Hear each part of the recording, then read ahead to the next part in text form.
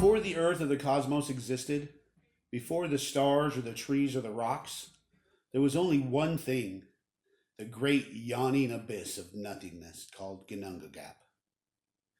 Out of this void of nothingness, a land of deep, dark, and terrible cold formed to the north. This land became known as Niflheim, and within Niflheim was a spring named Vergelmir, which fed the 12 glacial rivers that flowed throughout the void. To the south formed a land of flame and unbearable heat. Known as Muspelheim, it had rivers of fire and sulfur, which created a solid mass of poison that floated northward, pushed by the rivers of flame. The frozen rime and froth from the north flowed into Ginnungagap as the poisonous mass was pushed by the flaming rivers of the south, until the poison and frosty rime merged and melted, forming the first creature, the giant Ymir, which means screamer. Ymir was both man and woman and had the ability to produce his own offspring. One night, he ventured close into the fiery rivers of Muspelheim and fell asleep. In his sleep, he sweat out great giants from his legs and armpits. While the poison rime kept melting, another being was born from the ice. A great cow, Althumbla, licked the salty frozen rime and nourished Ymir with her milk. Her warm breath and tongue soon uncovered some hair, and then a head, and then the whole body of Burli, the progenitor. He was the first of the Aesir. Burli had a son, Bor, who married Besla, one of Ymir's granddaughters.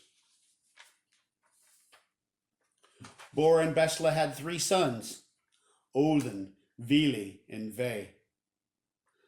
These 3 gods soon found that Ymir was an intolerable tyrant who terrorized the land. They decided to slay him along with as many of his Jotnar offspring as they could. When they killed Ymir, he bled so much that it filled Ginnungagap and drowned all of his offspring, except a Jotun named Bergelmir and his wife. They escaped on a boat and founded the land of Jotunheim, and from them sprang the race of the Jotnar, or the giants. Now Odin, Vile, and Ve were not finished. They raised Ymir's body out of the ocean of blood and created Midgard, Middle Home, which was halfway between Niflheim and Muspelheim. Ymir's flesh became solid earth, and his blood the rivers and seas. They made mountains from his bones, trees from his hair. They raised his head on pillars, and it became the vault of the heavens. With this vault, the sparks from the fires of Muspelheim gathered, creating the sun, the moon, and the stars. The rising heat from Muspelheim powered the cycles of sparks, regulating days, months, and years in accordance to the seasons. As Sunna spread her golden rays across Midgard, the first blades of green grass appeared. From the abyss came more Aesir to join Odin, Vile, and Ve. They created a home above Midgard and named it Asgard, home of the Aesir. The gods also created a bridge so they could easily travel to Midgard when they wanted. This bridge was called Bifrost and was guarded by the god Heimdall, who could hear and see farther than any being in creation. As the gods talked about how they would populate Midgard, they noticed maggots feeding on some of Ymir's flesh. They gave these maggots human form and named them dwarves. As the maggots burrowed into Ymir's flesh, the gods agreed that they would live within the earth away from Sunna's golden rays. Now one day, the gods Odin, Holnir, and Lothar were walking along the shore. A breeze blew 2 logs that washed out to sea onto the beach in front of the gods.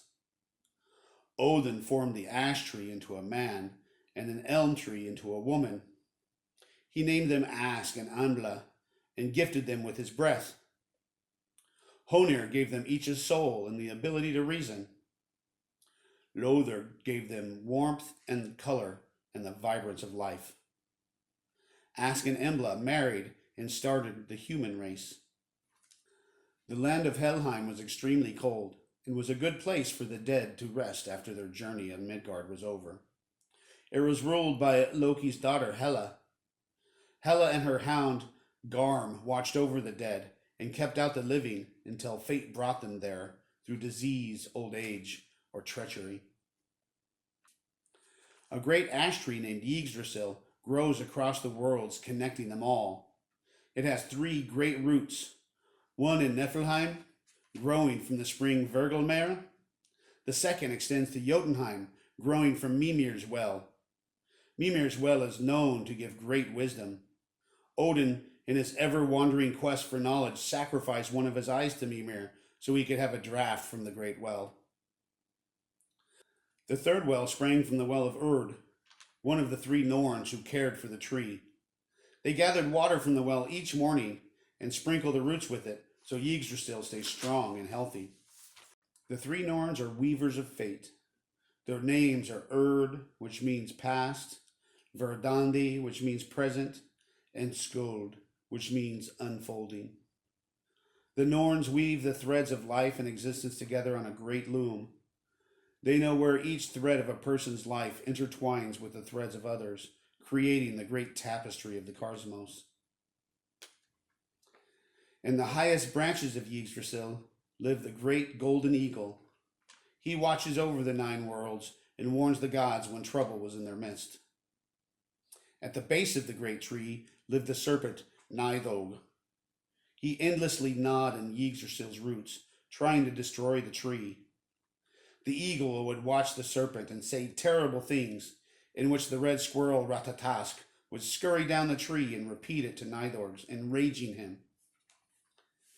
Yggdrasil will connect the 9 worlds: Asgard, Svartalheim, Niflheim, Jotunheim, Midgard, Muspelheim, Vanaheim, Alfheim, and Helheim, until the end of the cycle and Ragnarok shakes the great tree to its roots. And while most of the gods, giants, and people will perish, the great ash will live on, with a few gods and people hidden away to start a new time of frith and plenty.